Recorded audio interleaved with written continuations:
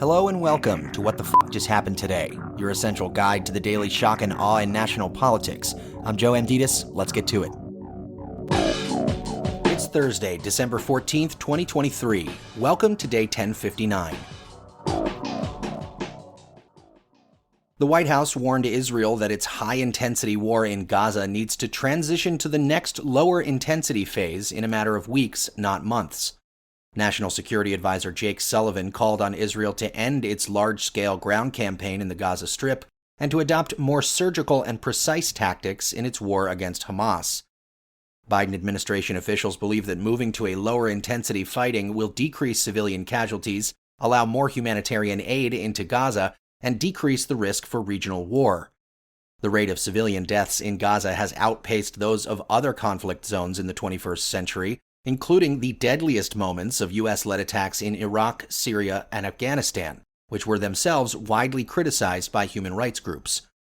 More than 18,700 Palestinians have now been killed, 70% of whom are women and children. The vast majority of Gaza's 2.2 million people are also displaced, and roughly half of the population is facing starvation. Still, the Israeli defense minister told Sullivan that Hamas will be destroyed and that it will last more than several months, but we will win. Prime Minister Benjamin Netanyahu also pledged to press ahead with the offensive, saying, "Nothing will stop us. We are going on to the end, until victory, nothing less." Earlier this week, Biden warned Israel that indiscriminate bombing of Gaza was costing it the support of the international community.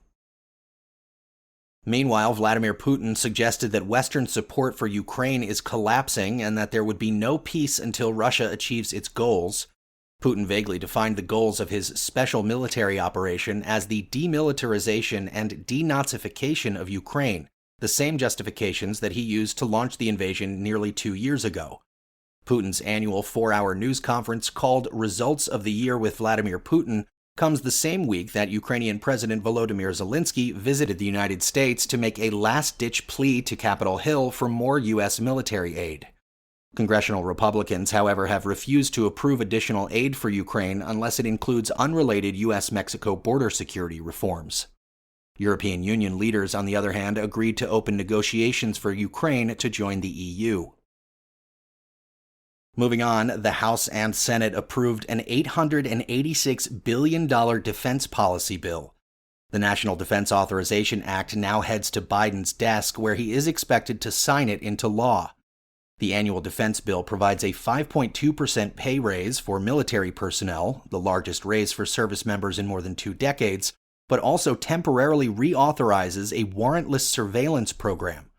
Notably, many of the conservative provisions, like policies to restrict abortion access and transgender health care in the military, were stripped from the package. And finally, without any evidence of high crimes or misdemeanors, House Republicans voted to authorize an impeachment inquiry into Joe Biden.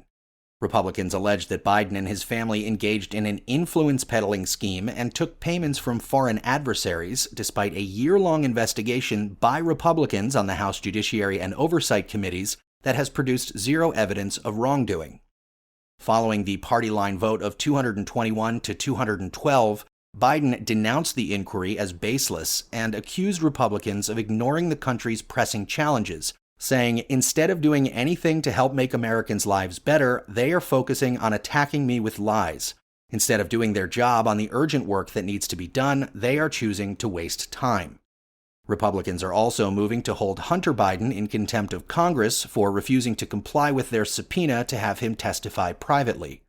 Hunter Biden said he is willing to testify publicly, citing concerns about Republicans manipulating any private testimony. That's all for now. You can find the links and sources for all of these stories on the main website. And as always, visit whatthefjusthappenedtoday.com for the latest news and headlines. Until next time, I'm Joe Amditis.